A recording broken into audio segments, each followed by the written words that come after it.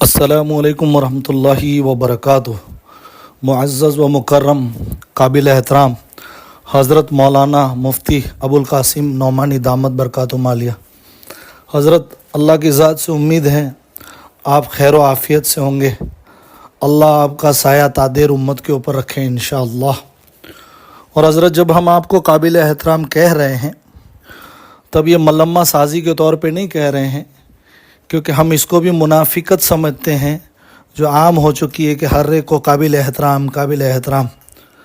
हम क़यामत के दिन जवाबदेही के साथ आपको काबिल एहतराम करके ख़िताब कर रहे हैं।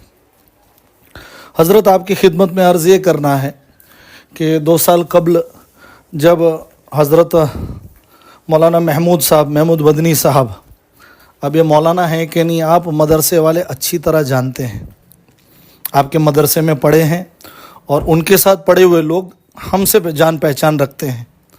और हमारा दावा है महमूद मदनी साहब के बारे में कि अरबी का एक पैरा उर्दू में तर्जुमा नहीं कर सकते। तो जब इनको दारुल उलूम देवबंद की शूरा के अंदर लिया गया तब हमने अपनी मुखालिफत दर्ज करवाने के लिए उस ज़माने के अंदर ख़त लिखा था, ईमेल के ज़रिए से आपको पर्सनल भी व्हाट्सएप किया था, बहुत सारे अफराद ने लिखा था, लेकिन हमारे यहाँ रिवायत है अनदेखी किया जाए। लेकिन हज़रत, सोशल मीडिया का माहौल है, किसी को छींक भी आती है तो सबको पता चल जाता है। खैर, अब पानी चूँकि सिर के ऊपर चला गया है, आज तारीख 27 सितंबर 2024 के अंदर पूरे घमासान छाई हुई है, कोहराम मचा हुआ है। अब उलमा भी ये महमूद मदनी साहब के ख़िलाफ़ मैदान में आ गए हैं। अवाम भी महमूद मदनी साहब के उस बयान के ऊपर कि असदुद्दीन ओवैसी साहब के साथ खड़ा रहना पागलपन है, उनकी मुखालिफत के ऊपर पूरी अवाम भी मैदान में आ चुकी है। हज़रत, इसी पे अफसोस है, हमारी बात सामीन जितने सुन रहे हैं इसको याद रखें, इसी पे अफसोस है कि एक लोगों का कायद समझा जाने वाला एक नेता, खैर असदुद्दीन ओवैसी साहब के किरदार के बारे में तो हम बात नहीं करते हैं, लेकिन हम ज़ाहिर के मुकल्लफ़ हैं और ज़ाहिर में असदुद्दीन ओवैसी साहब वो जवाब देते हैं जो आलिम को जवाब देने चाहिए, बिल्कुल डंके की चोट, किसी लाग लपेट के बिना शरीयत के हिसाब से जो जवाब देते हैं, जो देने चाहिए वो देते हैं अल्हम्दुलिल्लाह। मसला ये नहीं है, मसला ये है कि आखिरकार वो नेता हैं, कोई आलिम नहीं है, एक अवाम में से हैं, लेकिन अपने नेता, अपने कायद, अपने बड़े के ख़िलाफ़ जब महमूद मदनी साहब ने बोला तो लोगों ने अंदर कोहराम मच गया, लोगों ने शोर कर दिया, लोगों ने मुखालिफत की महमूद मदनी साहब की। बहुत बड़ी तादाद में उलमा ने भी इसके ऊपर कलम चलाई और बहुत सारी चीज़ें सोशल मीडिया के ऊपर लिखी।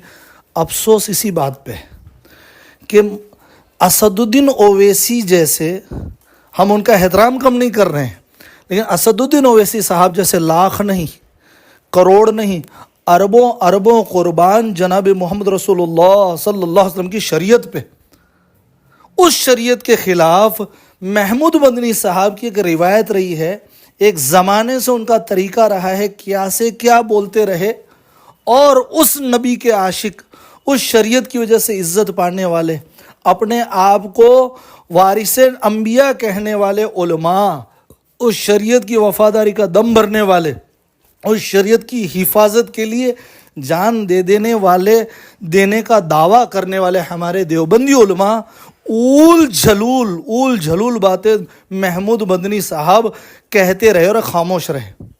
हज़रत, सवाल ये है, हमारी ज़बान के अंदर हम अवाम कल अनाम कहते हैं कि अवाम जो है वो जानवर से भी बदतर होती है। अब सवाल ये है कि कहीं हमारे उलमा उस अवाम से भी तो बदतर नहीं है कि एक अवाम अपने नेता और अपने कायद के ख़िलाफ़ महमूद मदनी ने कुछ बोला तो कोहराम मचा दिया, मुखालिफत कर दी और एकदम सरगर्मी आ गई सोशल मीडिया के ऊपर। हमारे अवाम उससे भी गए गुजरे हैं, हमारे उलमा उनसे भी गए गुजरे हैं कि महमूद मदनी अल्लाह के नबी अलैहिस्सलाम की शरीयत के ख़िलाफ़ हमेशा से बोलते रहो, मेरा दावा है और हमेशा से दावा रहा है। आइंदा भी लिख लीजिए, आज के बाद नहीं, आइंदा भी लिख लीजिए, जब भी महमूद मदनी ज़बान खोलेंगे, सालों से मैं कहता हूँ, आइंदा भी जब भी ज़बान खोलेंगे उनके मुंह से ऊल झलूल और बकवास बातें ही निकलेंगी। अफसोस उन उलमा के ऊपर है जो कुछ नहीं बोले। हज़रत, क्या हमारे उलमा अवाम से भी गए गुजरे हो गए हैं? جیسا کہ میں ہمیشہ کہتا ہوں اور کہتا چلاؤں گا، افسوس افسوس افسوس، ہماری دیوبندیت کے اندر شخصیت دیکھ کے تقوی کو لقوا مار جاتا ہے۔ شخصیت کا نام آیا کہ لگے تعویل کرنے۔ کیا حضرت یہ تعویل کرنا درست ہے؟ یہ تعویل اسی غلط چیز کے جواز کا ذریعہ تو آئندہ نہیں بن جائے گی کہ ہم نے تعویل کر دی، ان کی بات کی، گویا کہ عوام کو وہ بات کہنے کی چھوٹ مل گئی۔ تو افسوس حضرت، اس زمانے میں آپ کو خط لکھا تھا کہ دارالعلوم دیوبند کی روایت رہی ہے کہ اس کی شورا کے اندر، اس کی مجلس شورا کے اندر معزز موقر لوگ، علمی اعتبار سے بھی پختہ کار لوگ اور تقوی کے اعتبار سے بھی معاشرے میں جن کی عزت ہو، ایسے لوگوں کو لیا جاتا تھا۔ حضرت محمود الحسن گنگوہی رحمۃ اللہ علیہ، ان حضرات کے نام آتے ہی دل کے اندر عجیب سی کیفیت پیدا ہونے لگتی۔ حضرت مولانا قاسم صاحب نانوتوی رحمۃ اللہ علیہ، حضرت مولانا خلیل احمد سہارنپوری رحمۃ اللہ علیہ، حضرت مولانا اشرف علی تھانوی علیہ رحمہ، قاری طیب صاحب، ایسے جبال العلم اور جن کی کالر کے اوپر کوئی داغ نہیں دکھا سکتا کردار کے اعتبار سے، اور عالم تو کہتے ہی اس کو ہیں حضرت کہ جو اپنے علم کی وجہ سے اللہ سے ڈرتا ہو، علم بھی ہو اور تقوی ہو۔ تقوی خیر باطنی چیز ہے، لیکن ظاہری اعتبار سے علم کا تو پہاڑ ہو، علم کے اعتبار سے تو اہل ہو۔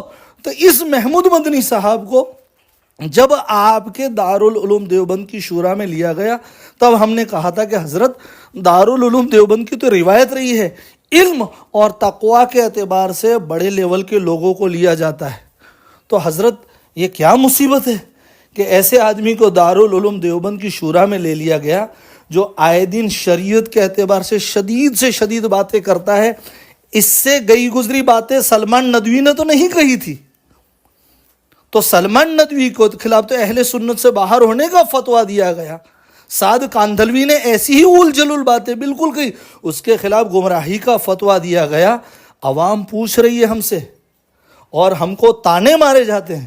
سوشل میڈیا کا زمانہ ہے حضرت، آپ چاہے اس کی کتنی بھی اندیکھی کریں یہاں کسی کے، لیکن یہ بات حق ہے کہ سوشل میڈیا کے اندر آج اتنا سارے ناحق جتنے فرقے ہیں وہ پرواز جو چڑھے ہیں اسی سوشل میڈیا کے ذریعے سے۔ یہ محمد علی مرزا جیسا آدمی جو ہے، یہ سوشل میڈیا کے ذریعے سے ہی اس کی گمراہیاں عام ہوئی۔ غیر مقلدوں کو جو عروج ملا، جو اسی سوشل میڈیا کی وجہ سے ملا، اور الحمدللہ اسی غیر مقلدیت کو جو شکست ملی اور یہ جو زیر ہوئے اسی سوشل میڈیا کے ذریعے سے ہی ہوئے۔ تو یہ سوشل میڈیا کا زمانہ ہے۔ ہم کو بریلوی جیسے لوگ تانا مارتے ہیں کہ محمود مدنی جو تم دیوبندیوں کے، تو رام جی اور کرشنا جی تو تمہارے نبی ہیں، رام جی اور کرشنا تمہارے دارالعلوم دیوبند کی مجلس شورا کا ممبر کہہ رہا ہے کہ رام جی اور کرشنا جی تمہارے نبی ہیں، تمہارا ایمان تو رام جی اور کرشنا جی پہ، کیونکہ ان کا احترام کرنا ہی ایمان کا حصہ ہے۔ کیونکہ محمود مدنی صاحب علیہ اعلان بول چکے ہیں کہ رام جی اور کرشنا جی کا جو ادب و احترام نہ کرے وہ مسلمان ہی نہیں۔ گویا کہ مسلمان ہونے کے لیے انہوں نے شرط لگا دی کہ میں ایمان لایا، میں ادب و احترام کروں گا رام جی اور کرشنا جی کا بحیثیت معبود، کیونکہ وہ تو معبود ہیں غیروں کے۔ ایسی اول جلول باتیں کرنا، کتنی ساری باتیں کہ رام راجیہ کے اندر، رام راجیہ کسی بھی اسلامی حکومت سے بھی زیادہ سکون ہوگا۔ نظام مصطفیٰ کو ہم نے ٹھکرایا ہوا ہے۔ یہی حضرت ہے، آپ کو پتہ ہے حضرت، ممبر بننا ہو اگر چھوٹا موٹا کارپوریٹر بھی بننا ہو تو اس کے لیے کیا وہ لوگ کو پولیٹیکل پارٹیوں کے ساتھ لین دین کرنی پڑتی ہے، اور ایم ایل اے بننا ہو پارٹیوں کے ساتھ کیا لین دین کرنی پڑتی ہے۔ آپ کی مجلس شورا کے ایک آدمی ہیں، ان سے پوچھ لیجئے، محمود مدنی ہی نہیں دوسرے ایک ہیں، ایسے بدکردار لوگوں کو آپ نے اپنی دارالعلوم دیوبند میں جگہ دے کے رکھیے۔ اگر ایم ایل اے بننے کے لیے کتنا پیسہ دینا پڑتا ہے، آپ دارالعلوم دیوبند کی دوسری شورا کے ایک اور ممبر سے پوچھ سکتے ہیں کہ بھائی کتنا لیتے ہو، تو ایم پی بننے کے لیے کتنا پیسہ دینا پڑتا ہے، تو راجیہ سبھا اپر ہاؤس کے اندر نامینیٹ ہونے کے لیے، ڈائریکٹلی چنے جانے کے لیے کیا لین دین کرنی پڑی ہوگی، اتنا پیسہ کہاں سے آیا، وہ مستقل ایک تحقیق کی چیز ہے۔ لیکن اس زمانے میں محمود مدنی صاحب نے راجیہ سبھا کے ممبر کے طور پہ جو نامینیشن پیپر فائل کیے، اس کے اندر قسم کھا کے حلف نامے کے ساتھ انہوں نے قبول کیا ہے کہ 60 لاکھ کا سودی لین دین میں نے وجیا بینک سے کیا ہوا ہے۔ تو حضرت ایسے علمی تقویٰ تو دور، علمی اعتبار سے بھی ایسا آدمی حال ہی میں حضرت نے عوام تو اپنی کہے گی، عوام کے اسد الدین اویسی عوام کے آدمی ہیں، ان کے خلاف بولا تو عوام بھڑک گئی، میرے نبی کا دین یتیم ہو گیا ہے، اس کے خلاف محمود مدنی بولے گا تو کوئی بولنے والا نہیں ہے۔ اس محمود مدنی نے ابھی کہا ہے، آج کی عدالت پروگرام اسی ستمبر مہینے میں کہا ہے، جب اس سے پوچھا گیا کہ عورتوں کو تو مردوں کو تو حوریں ملیں گی، عورتوں کو کیا ملے گا؟ جنت میں مردوں کو تو حوریں ملیں گی، عورتوں کو کیا ملے گا؟ اگر ذاکر نائک ہوتا اور اس نے جواب دیا تھا تو ہمارے دیوبندی اچھل پڑتے، لیکن افسوس ایک اسد الدین اویسی کی محبت عوام کے دل میں ہے، اتنی محبت بھی نبی صلی اللہ علیہ وسلم کی ہمارے دیوبندیوں کے دلوں میں نہیں بچی ہے۔ اس محمود مدنی نے کہا کہ مردوں کو جو ملے گا وہ عورتوں کو ملے گا۔ ایسا کیسے ہو سکتا ہے کہ مردوں، آگے سمجھاتے ہو کہا کہ مردوں کو کچھ اور ملے، عورتوں کو کچھ اور ملے، یہ ان کا ایکسپلین کیا ہے خل کے۔ تو حضرت اس کا مطلب عوام نہیں جانتی۔ میری ماں اور آپ کو ماں کو کوئی اور ملے گا، برا لگا نا؟ اس سے بڑھ کے امام بخاری کی ماں اور امام ابو حنیفہ کی ماں کو کوئی اور ملے گا، حضرت برا لگا؟ ارے صحابہ کی بیویوں کو کچھ اور ملے گا، حضرت برا لگا؟ حضرت اس سے آگے صحابہ کی بیویوں کو کوئی اور ملے گا، حضرت برا لگا؟ کہ ہم اب کیونکہ قیامت قریب ہے کہ غیرت مر چکی ہے، اس سے آگے کہ نبیوں کی بیویوں کو کوئی اور ملے گا، اس سے آگے تو ہماری ہمت نہیں۔ اتنی شدید باتیں یہ آدمی بولتا ہے، افسوس اس کے اوپر بولنا تو دور، ایسے آدمی کے مخالفت کرنا تو دور، ایسے آدمی کو دارالعلوم دیوبند کی شورا میں بٹھایا گیا ہے۔ لوگ ہم کو تانے مارتے ہیں، لوگ ہم کو شرمندہ کرتے ہیں، اور دارالعلوم دیوبند کی جو روایت ہے، اس کا جو وقار ہے، اس کی جو عزت ہے وہ پامال ہو رہی ہے، اس کا وقار، اس کا اعتماد لوگوں کے اندر ختم ہو رہا ہے۔ حضرت ہر چیز کا عروج ہے جس کا اس کا زوال ہے۔ الحمدللہ دارالعلوم دیوبند نے وہ خدمات کی ہے، ایسے سے ہیرے پیدا کیے، اور اسلام کے سب سے گئے گزرے دور کے اندر، گولڈن پیریڈ کے اندر نہیں، جب انگریزوں نے پچھلے 200 سالوں میں نصرانیوں نے تباہی مچائی، اس دور میں دارالعلوم دیوبند نے اہل سنت والجماعت کی صحیح ترجمانی کی ہے۔ انشاءاللہ ہم اپنی گواہی دیں گے، اور اس گواہی کے ساتھ پوری دنیا باطل بھی اس چیز کی گواہی دینے پہ مجبور ہے کہ کل قیامت کے دن دارالعلوم دیوبند سمرقند و بخارا، بغداد، مصر اور نیساپور، ان کی صفوں میں انشاءاللہ فخر کے ساتھ کھڑا ہوگا۔ لیکن حضرت جس چیز کا عروج ہے اس کا زوال ہے۔ حضرت جس دن زوال کی داستان لکھی جائے، حضرت جس دن زوال کی داستان لکھی جائے، اس زمانے میں یہ نہ لکھا جائے کہ اس زمانے میں لکھی گئی جب یہاں کے محتمم صاحب حضرت مولانا ابو القاسم نعمانی دامت برکاتہم تھے۔ اس زمانے میں ایسے علمی اعتبار سے تو دور، کردار کے اعتبار سے بھی گئے گزرے لوگوں کو دارالعلوم دیوبند کے اندر لیا گیا۔ حضرت سعودی وہ گندی حرکتیں کر رہا ہے، دارالعلوم دیوبند جس کی قلم ہمیشہ، جس کے فتاوے ہمیشہ باطل کے رد کے لیے تیار رہتے تھے، مقدس ہمارے مکہ اور مدینہ، مقدس سرزمین کو پامال کی جا رہی ہے، اس کی عزت کو، حضرت اس کی مذمت کرنا تو دور، وہ تقدس کو جو پامال کیا جا رہا ہے حرمین کے، اس تقدس کو پامال کرنے والے آدمی کا استقبال دارالعلوم دیوبند کے اندر کیا جاتا ہے۔ اس تقدس کو پامال کرنے والے آدمی کی مذمت کرنا تو دور، اس کا ساتھ دیا جاتا ہے، اس کی تصدیق کی جاتی ہے تاکہ دنیا میں تاثر جائے کہ دارالعلوم دیوبند کے اساتذہ بھی اس پامالی کے حصے دار ہیں۔ اس ننگے پن اور اس عریانیت اور اس فحاشی جو ہو رہی ہے حرمین میں، اس کی مخالفت کرنا تو دور، دارالعلوم دیوبند کے موقر اساتذہ اس کے ساتھ ہیں۔ تو حضرت کیا ہونا چاہیے تھا، کیا ہو رہا ہے؟ دارالعلوم دیوبند آج کس موقع پہ کھڑا ہے؟ کیا حضرت ہم بھی ایسا تصور کر لیں کہ جیسے جامعہ ازہر ہے آج باقی ہے ماشاءاللہ، کسی چھوٹے موٹے غریب ملک کی جو سالانہ جو خرچہ نہیں ہوگا، اتنا خرچہ جامعہ ازہر کا ہے، لیکن جامعہ ازہر کا وقار 2 کوڑی کا بھی نہیں عالم اسلام کے اندر۔